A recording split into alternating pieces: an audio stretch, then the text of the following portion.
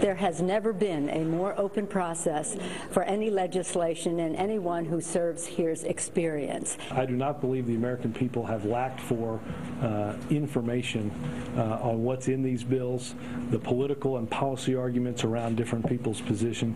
I think that's been well documented. Not negotiating behind closed doors, but bringing all parties together and broadcasting those negotiations on C-SPAN so that the American people can see what the choices are.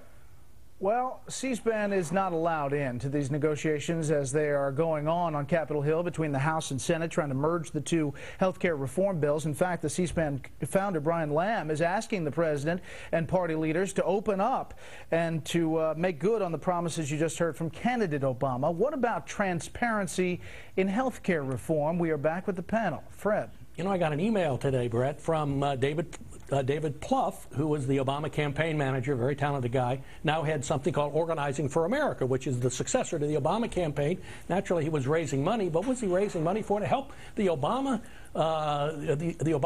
agenda, which includes improving transparency so the public can be more involved in the legislative and political process in Washington, improving transparency. Look, I mean, Obama's been hoisted on this. Nancy Pelosi says, saying that the most open process, the bill in the Senate was written entirely. I mean, there were hearings. There was the Baucus Committee and another committee, but the bill was written in private by Harry Reid and a few people. I mean, come on. This hadn't been an open process at all. The Republicans were shut out. The public has been shut out. And look, Obama called for transparency. I don't think anybody really expects them, the Democrats, to say, okay, we'll invite C-SPAN in, but there's a heck of a lot they could do. What they're afraid of in the Senate is the skill of Mitch McConnell, the Republican leader. He once blocked for a number of years a campaign reform bill by filibustering the naming of legislators to be a part of a conference. Which they threatened to do. Yeah. Which they threatened to do this time. Yeah. Juan, it appears that Democrats clearly are trying to avoid as many of those 60 votes, the cloture votes, as they can. They'll have to have at least one. Right. But that's what's going on here. Well, they're trying to avoid, if they had a conference, by the way, then they'd have to open things up. Then the cameras would be in and Brian Lamb would be pleased. But they're not going to have it. They're going to avoid that formality in order to keep things non-transparent. And I think, you know, I mean, anybody who's a journalist, anybody who's a citizen would want in. Now, from the politician's perspective, it does invite nitpicking. Every lobbyist in town would have his nose at the table if they could see every time a compromise was proposed, and therefore it might gum up the works. On the other hand, I do think at this point, if you look at the record of the Obama administration on transparency, whether it's SHIELD laws or a national security doctrine, it's a pretty sad record given what we just saw on that piece of tape from candidate Obama. The reason it's all going to happen in closed session is because, for the same reason that the Senate, the bill was written in secret, because it's a stitching together of corrupt compromises.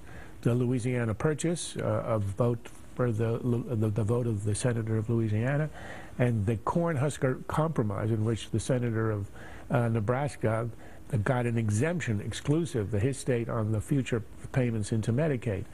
But this is with a pattern. The Obama administration also had promised not only that it would be open, but that it would be government, grassroots government. It would not, the special interests would be driven out of the temple. Well, this bill is a stitching together of compromises and deals with hospitals, doctors, drug companies, manufacturers of all kinds. It is a special interest bill, and that's why it's so incoherent. It's stuff you don't want to show in public. What's going to happen in these meetings is going to be extremely ugly, and that's why it makes sense if you're a Democrat to hide it and not have any camera anywhere near there. Charles, every bill is a matter of compromise. Every bill in America is a matter of compromise. Not 1/6 of the U.S. economy, special right? rewards to some states, like Florida, for instance. If you're in the Medicare Advantage program, it'll stay. If you're in any other state, you're gone. You lose your health care. We're going to follow every element that we can, and we're going to show it to you. That's it for this panel, but stay tuned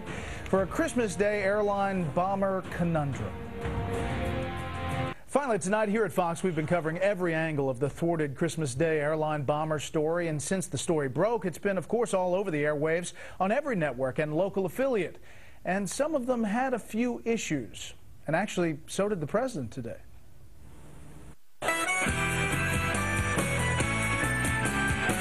The man has now been identified as 23-year-old Abdul Farouk Abdul Muhaltabar. Amu Farouk Abdullah Tamalib. Abdul Farouk Umar Farouk Abdul Mutalbat. Abdul Malad Abdul Madlad Abdul Farouk Abdafaro Malab Umar Farouk Abdul Mutalab. We'll let you decide on the buzzer there. Thanks for inviting us into your home tonight. That's it for this special report. Fair, balanced, and unafraid.